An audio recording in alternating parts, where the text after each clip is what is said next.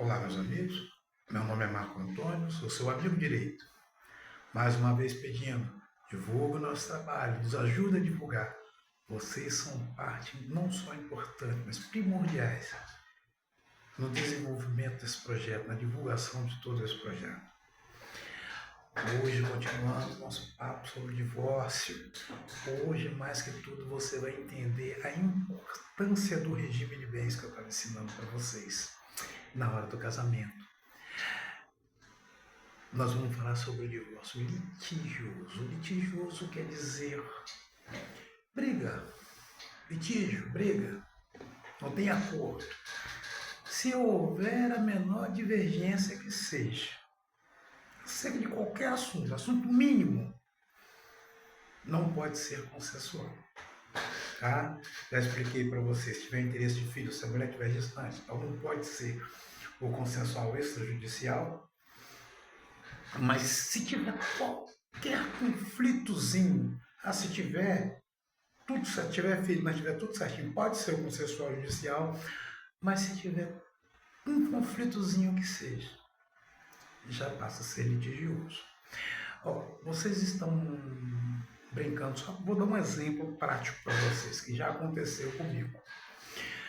Nós, no entendimento que seria um divórcio amigável, aí na hora do juiz, que é comum, o juiz, comum e obrigatório, o juiz lê todo aquele acordo que o advogado colocou no papel, pergunta às partes se é aquilo mesmo, se nota que tem alguma coisa ali, ele explica as partes, aí está meio que se tem alguma coisa meio confusa, ele explica as partes, o que aquilo ali quer dizer, entendeu? Para que haja aquela manifestação de vontade. Realmente as pessoas querem aquele tipo de acordo, tá bom? E tudo certinho. De repente a esposa lembrou de uma botija de gás. E ela queria a botija de gás. Para piorar, o rapaz também queria a tal botija de gás. Isso não é piada, não. Às vezes a gente vê muito isso, porque às vezes o casal está querendo separar, mas lá no fundinho tem aquela coisinha. Ou querer atrapalhar a vida do outro, ou arrumar um meio de não ficarem separados, pensando que talvez no futuro haja uma espécie de reconciliação. O ser humano é muito complexo, pode ser muita coisa, mas por causa de uma botija de gás, divórcio litigioso. E é dessa forma mesmo. Só se tiver tudo bonitinho, tudo certinho, tiver tudo de acordo. Se tiver qualquer pendência, qualquer discordância, seja por causa do filho, com quem o filho vai ficar, com quem vai ser a guarda, como se a guarda vai ser compartilhada ou não, se vai ser, quais vão ser os dias de visita, com relação aos bens imóveis, que são os mais valiosos, casa, móveis como carro, mas pode ser até um guarda-roupa, uma cama, um colchão, até isso. É bem, tem que dizer, da partilha de bens. Quando, aí que eu falo para vocês, como eu falei para vocês que eu achava, a separação de bens, embora ela não seja muito romântica, mas simples, porque numa situação como essa, com relação a bens, já passa a não ter problema, que já fica praticamente tudo definido. Quer ser seu, que é meu, que era meu antes do casamento é meu, depois do casamento é meu, quer ser antes do casamento é seu, depois do casamento é seu, pronto. Não dá esse tipo de briga. E vou logo falando, no Brasil todo mundo é engenheiro, médico, advogado. Então se vocês começarem a pegar um lote, começar a construir uma casa, logo vai aparecer um vizinho, o pé direito tem que ser assim, você tem que fazer desse lado que é com sol, você tem que usar uma medida tal de cimento, tem que botar um ferro dessa grossura, vai te dar a obra toda para você construir um prédio. Se você chegar em qualquer ambiente e dizer que você está com a dor de barriga, está meio doente, vai chegar alguém que vai te falar de um chazinho, tal, esse negócio todo, ou senão um remedinho que tomou, que o médico receitou, que é muito bom, a pessoa já te receita um remédio. E no direito é a mesma coisa. Mulher está ali, porque eu estou separando meu marido. Ih, menina, a casa é sua. Toma a casa dele, porque minha prima separou do marido e pegou, foi tudo dele. Aí ele deu pensão, pagou plano de saúde, deu pensão, a pensão é 10 salário mínimo, tomou a casa dele, tomou o carro dele, tomou tudo. Opa, não é bem assim. E direito não é assim acisado. Então esses advogados, entre aspas, de plantão aí, não entenderam ainda que em direito cada caso é um caso. Então não é dessa forma que funciona. Primeira coisa, isso fala separação judicial litigiosa. Obrigatoriamente tem que ter 2 advogados. Um advogado para o esposo, um advogado para a esposa. É litígio, é briga. Então os interesses têm que ser defendidos através de advogado. O Ministério Público obrigatoriamente vai opinar, fiscalizando, olhando o interesse de ambas as partes, principalmente interesse de crianças, de menores. O Ministério Público, no litigioso, importantíssimo a participação dele. O litigioso pode ser transformado em consensual? Pode. Primeira audiência, na audiência de conciliação, o juiz sempre pergunta: há uma possibilidade de entendimento? Se houver entendimento, sem problema nenhum, mas lembrando que as partes estão acompanhadas pelos seus advogados. Simplesmente transforma em consensual, pá, resolvido o problema. Se não, o casal vai ter que se submeter, vai ter obrigatoriamente se submeter às decisões, às determinações do juiz. O problema é com a guarda de filhos, o que o juiz determinar vai ficar determinado. Se o juiz determinar a guarda compartilhada, é compartilhada. Se o juiz disser que a guarda vai ficar com a mãe, vai ficar com a mãe. Com o pai, vai ficar com o pai. Ou seja, o juiz é que vai decidir tudo. É o juiz que vai decidir o valor da pensão. É o juiz que vai decidir o bem, cada bem, para onde é que vai. E vai ficar com quem. Logicamente, o juiz sempre decide olhando o ordenamento jurídico, as determinações legais. Nesse caso de bens, principalmente o regime de bens, que rege o casal. Tá bom? Agora, eu sempre que posso, que chega aqui no escritório, alguém querendo a separação litigiosa, eu sempre faço um convite a outra parte e tento conversar, explicar como é que funciona os processos de separação, tento fazer com que o casal chegue a um consenso.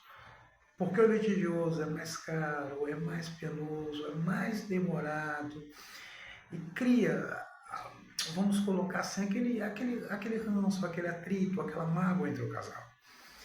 Então, sempre que possível, eu tento transformar esse litigioso em consensual dentro do próprio escritório. Às vezes não está dentro do escritório, mas quando chega lá na hora da audiência, tenta-se ainda conversar para ver se há uma possibilidade de transformar isso aí num amigável, num consensual. Uma coisa importantíssima: os motivos da separação vão praticamente se tornar públicos. No consensual você evita tudo isso. É o motivo de vocês. E vocês não estão sujeitos à determinação do juiz, que pode ser a seu favor ou contra você.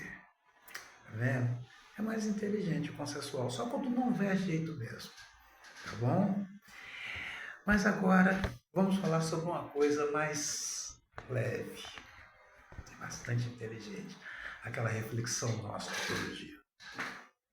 Está em Mateus 11, nos versículos 4 a 6. Os discípulos de João tinha pedido aos discípulos que procurassem Jesus. João estava preso. Naquela época não tinha televisão, não tinha internet, não tinha nada, era difícil, ele preso ainda. Ele mandou procurar Jesus para falar: poxa, você é aquele que nós estamos esperando ou devemos esperar outro? Olha, Jesus poderia chegar para os discípulos de João, sentar com eles e ministrar como ele ministrava para todos os discípulos e fazer o seu tratado filosófico, citar Isaías, o que Isaías dizia, ou sobre a vinda do Messias e tal, e citar todas as escrituras. Mas Jesus chega, literalmente, olha o que Jesus fala para os discípulos de João, os seguidores de João. Ele fala bem assim: olha, vão e contem a João o que vocês estão ouvindo e o que vocês estão vendo. Os coxos andam, leprosos são curados, os surdos ouvem, os mortos são ressuscitados e aos pobres é pregado o evangelho. Você lembra aquela história de Jesus da figueira, que ele falou dos frutos da figueira? E que os frutos da figueira você conhece eles de longe, a figueira você conhece ela de longe. Pelos frutos, foi o que Jesus mostrou para João. Fez nenhum tratado filosófico, não tentou convencer de nada, foi simplesmente: vai a João e conta o que vocês estão ouvindo e o que vocês estão vendo. Olha os frutos dessa obra. Quer saber se uma obra é de Deus ou não? Olha os frutos dessa obra. Os frutos dessa obra, aquela igreja está cheia. Não, fruto de obra não é igreja cheia. Fruto de obra é a parte final que Jesus falou ali, um dos maiores frutos da obra. Aos pobres está sendo pregado o evangelho. Quando fala aos pobres, as pessoas simples, ou seja, não é simplesmente aos poderosos, porque os poderosos também devem ser pregados, tá? Esse aqui é o exemplo que ele estava dando. O evangelho está sendo transmitido, o evangelho de verdade está sendo pregado, está sendo mostrado para as pessoas, está sendo ensinado às pessoas. O evangelho, esse é o fruto da obra. E lógico, tem os dons do Espírito Santo ali, ó, tem gente sendo curada e tem transformações de vida. Isso mesmo, transformações de vida. Você acha que é milagroso aquela pessoa, aquela coxa, aquela manco e está andando? Aquela pessoa que tinha um problema de coluna que não tem mais? Aquela pessoa que tinha um problema de coração, até mesmo um câncer que foi curado. Você acha que isso é milagre? O maior milagre que existe é uma transformação de vida. E é difícil, tá? É difícil. O maior inimigo que o homem tem é ele mesmo. Tanto que Jesus falava daquela eterna luta do espírito contra a carne. O maior inimigo do homem é ele mesmo. O milagre mais difícil de ser operado é a transformação de vida. E esse milagre só é operado através da pregação do Evangelho. E essa pregação do Evangelho pode ser dentro da igreja, pode ser dentro da sua casa, pode ser no seu serviço, pode ser na rua. Esse é o fruto do trabalho. Esse é o fruto. Você é uma pessoa de Deus, os frutos da figueira se veem de longe. Fica a dica.